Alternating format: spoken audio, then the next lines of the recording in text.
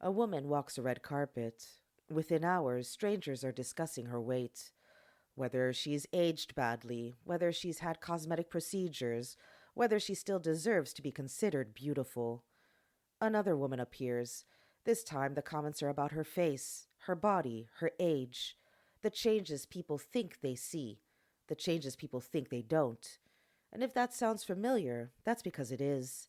Because 20 years ago, those comments would have appeared on the cover of a tabloid magazine. Today, they appear in our comment sections on TikTok, Instagram, Facebook, Reddit, YouTube. And often, they're written by ordinary people. People who would probably tell you they hate body shaming. People who would probably tell you they support women. People who would probably tell you they think the tabloids were cruel. So here's the question. If we all agree that tabloids were toxic, why are we still doing the exact same thing? Recently, the Cannes Film Festival became the center of a conversation that had very little to do with film. French actress and model Laetitia Casta attended the festival and almost immediately found herself at the center of a wave of online commentary.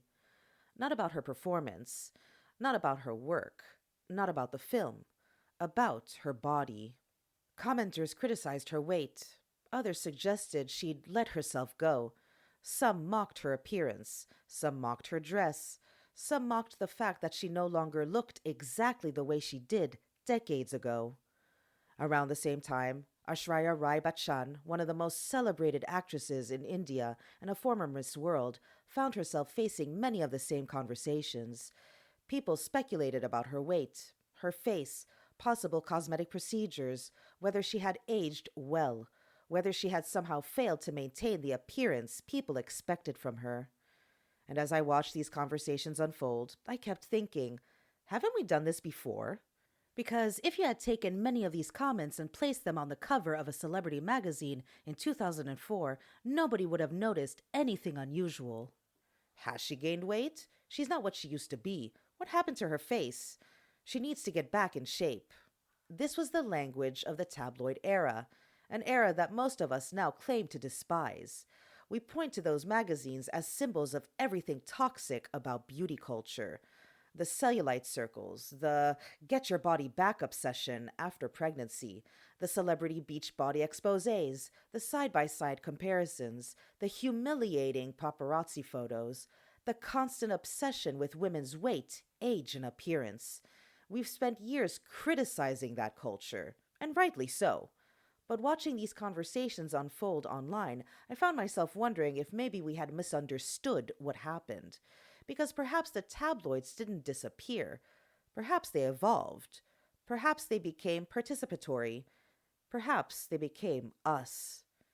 And that idea led me down a rabbit hole that took me through celebrity culture, surveillance theory, social media, psychology, beauty standards, and a French philosopher who spent a surprising amount of time thinking about prisons.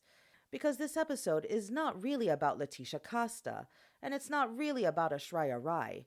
It's about what happens when everyone becomes a beauty critic. It's about why we feel entitled to examine women's faces and bodies like forensic evidence. It's about the rise of beauty surveillance, and it raises a deeply uncomfortable possibility. What if the tabloids never died? What if they just moved into our phones?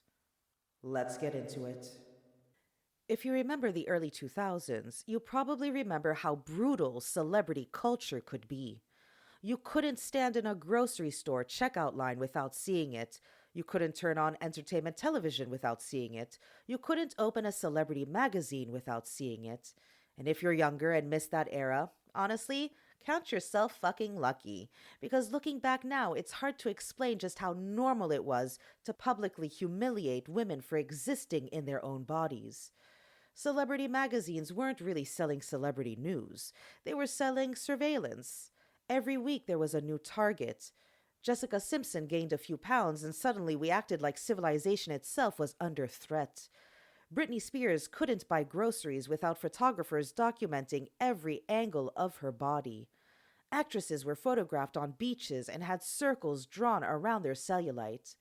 Women were praised for losing weight, punished for gaining it, mocked for aging, mocked for trying to prevent aging, mocked for getting cosmetic procedures, mocked for not getting cosmetic procedures. It was relentless, and perhaps the strangest part is that we accepted it. The culture treated these women as public property. Their bodies were not their own, they belonged to the audience. Every fluctuation became public discussion, every wrinkle became news, every pound gained or lost became content. Media scholar Joshua Gamson, who has written extensively about celebrity culture, argues that celebrity functions as a form of public spectacle. Celebrities become people onto whom society projects its anxieties, desires, fears, and fantasies. And nowhere was that more obvious than beauty. The celebrity body became a canvas onto which the public could project its own fears about aging, weight, attractiveness, and social value. But eventually something changed, or at least we thought it did. By the late 2000s and early 2010s, public attitudes began shifting. People started revisiting old magazine covers, old interviews, old paparazzi photos, and collectively, we had a moment of realization. Oh my God, this was awful. The way Britney Spears was treated was awful. The way Jessica Simpson was treated was awful. The way women were reduced to body parts and weight fluctuations was awful. The tabloids became villains, and honestly, they deserved it. They became symbols of everything toxic about beauty culture, everything cruel, invasive, misogynistic. And if the story ended there, this would be a very short episode. The problem is that behavior didn't disappear. The platform changed, the participants changed, but the behavior, that stuck around. Here's what fascinates me. Most people today would never identify themselves as tabloid journalists. Most people would never describe themselves as body shamers. Most people would tell you they support body positivity. But support often comes with conditions. Love yourself, but not too much. Accept your body, but improve it. Age naturally, but don't look older. Be confident, but stay desirable. The contradiction is everywhere.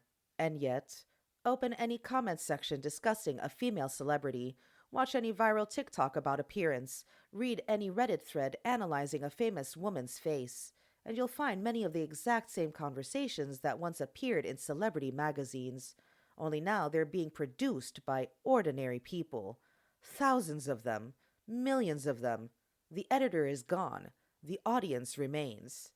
In some ways, we've created something far more powerful than the old tabloid system.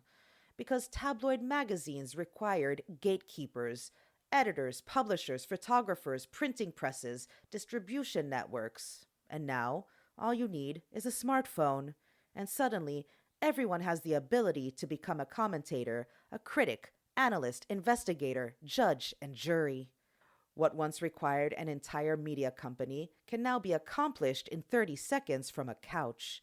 And this is where the story starts getting really interesting, because I don't think social media simply replaced the tabloids. I think it distributed them. The old model concentrated power. The new model democratized it. The result is that beauty surveillance didn't disappear. It became participatory. And to understand what that means, we need to take a brief detour into the work of a French philosopher named Michel Foucault. If the name sounds familiar, it's because I've mentioned him in previous episodes. Now, I know, the moment someone brings up French philosophy, half the audience instinctively wants to run for the hills. I've spoken about Michel Foucault in the past, but stay with me. I promise this matters. In his 1975 book, Discipline and Punish, Michel Foucault became fascinated by something called the panopticon. The panopticon was a prison design proposed by philosopher Jeremy Bentham. Imagine a circular prison. Cells line the outer walls. A watchtower sits at the center.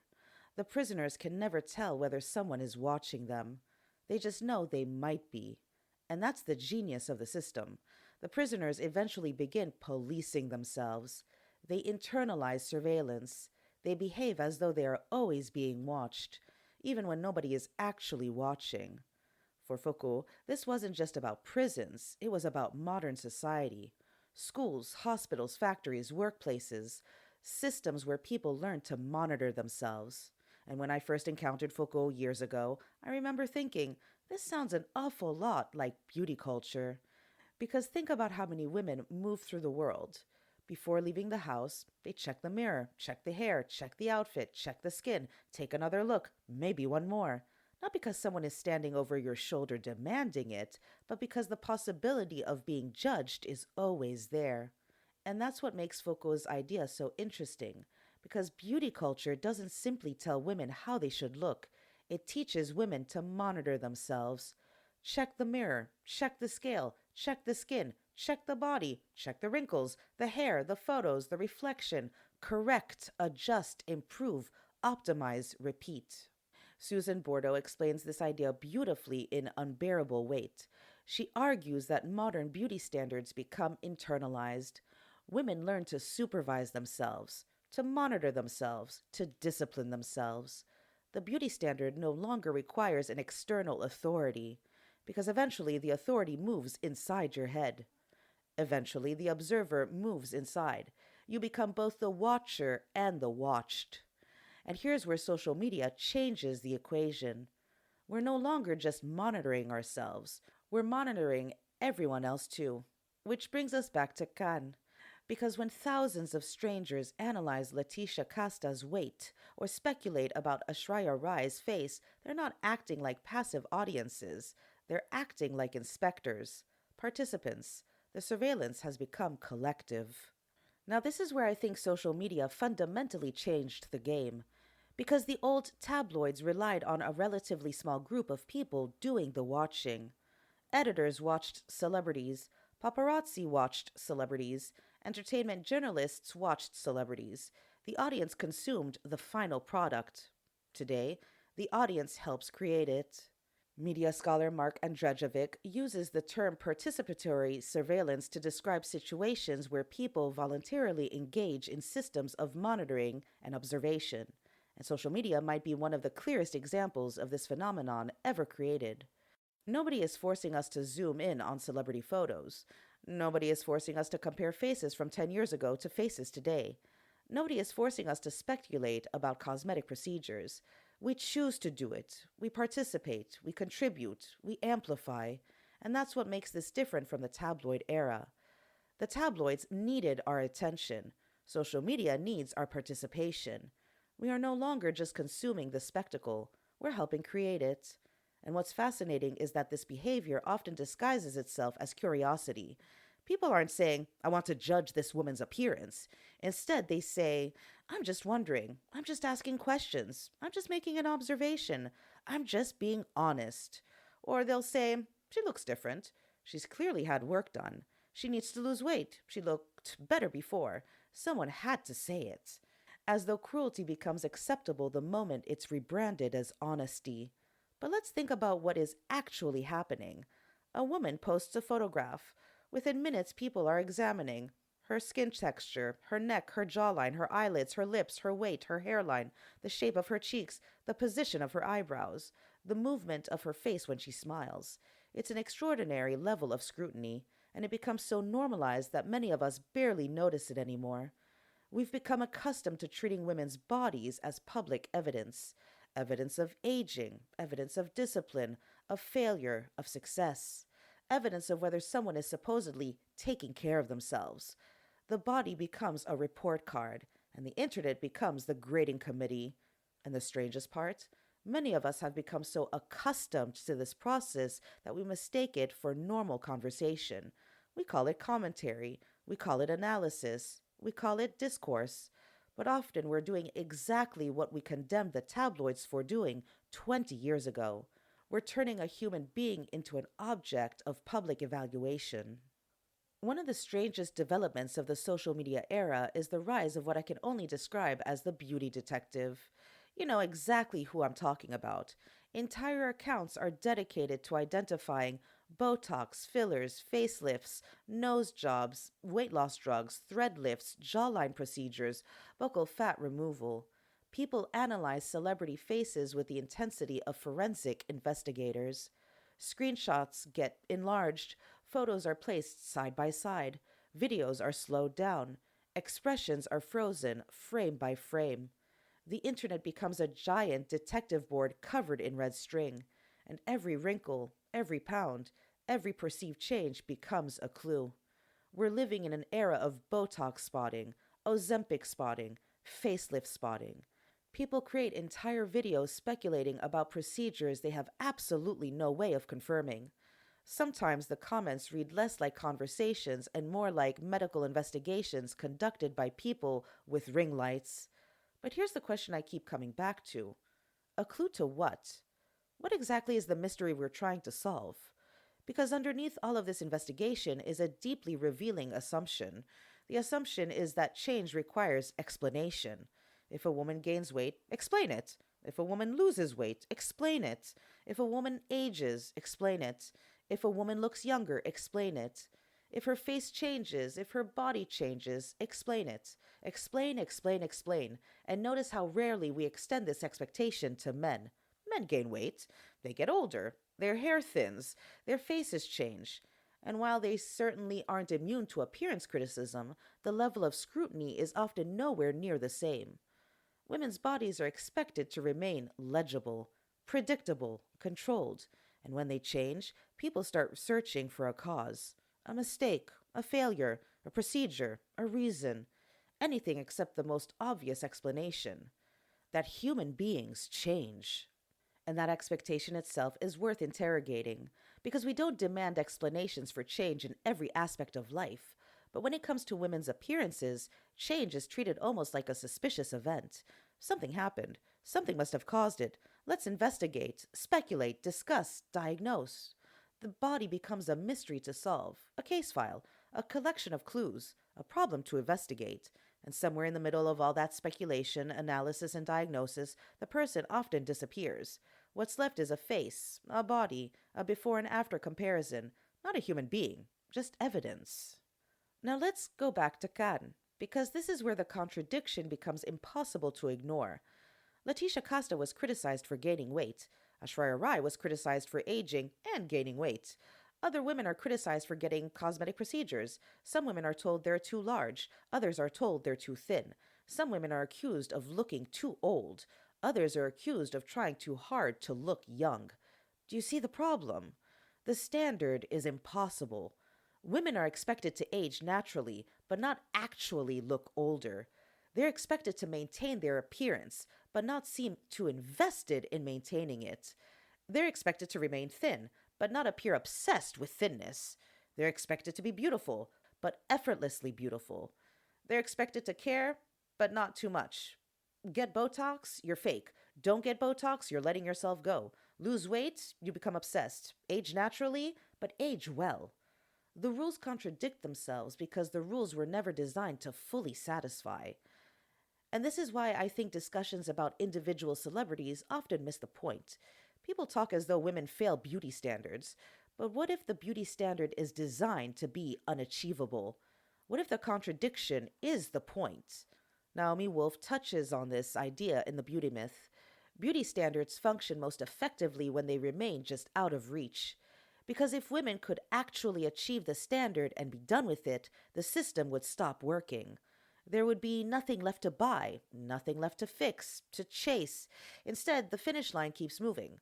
You can be beautiful, but never beautiful enough. Young, but never young enough. Thin, but never thin enough. Natural, but never natural enough. The standard survives because nobody can permanently satisfy it, and perhaps that's the most important thing to understand. The problem isn't that women keep failing the beauty standard. The problem is that the beauty standard keeps failing women. At this point, we need to ask an uncomfortable question. Why do we care so much? Why are people spending hours analyzing celebrity faces? Why do these conversations generate millions of views? Why are we collectively fascinated by the appearance of people we'll probably never meet? Part of the answer comes from psychology. In the 1950s, psychologist Leon Festinger proposed what became known as social comparison theory. The basic idea is simple. Human beings understand themselves by comparing themselves to other people. Our status, our success, our relationships, our appearance. Celebrities simply become highly visible comparison points. But I think something deeper is happening too. When people scrutinize a woman like Aishwarya Rai or Laetitia Casta, they're not just evaluating her. They're confronting something about themselves. Because if one of the most beautiful women in the world ages, then aging is unavoidable.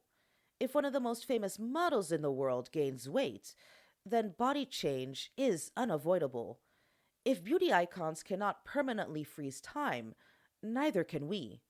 And I wonder how much of beauty surveillance is actually anxiety management. Not cruelty, not always. Anxiety.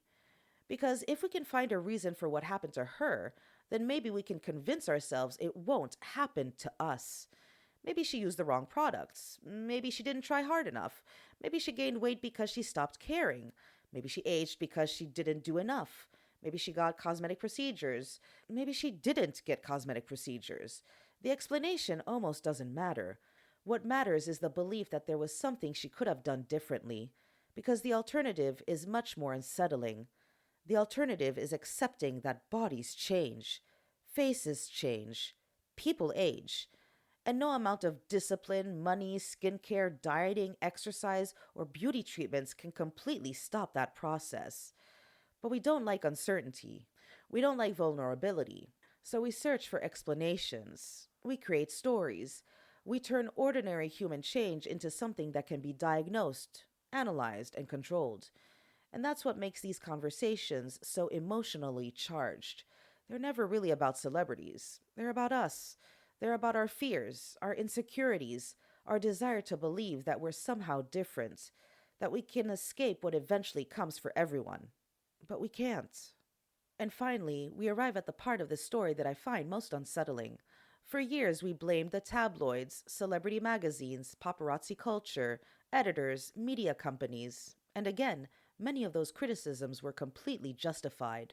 But what happens when the audience inherits the tools? What happens when everyone gets a platform?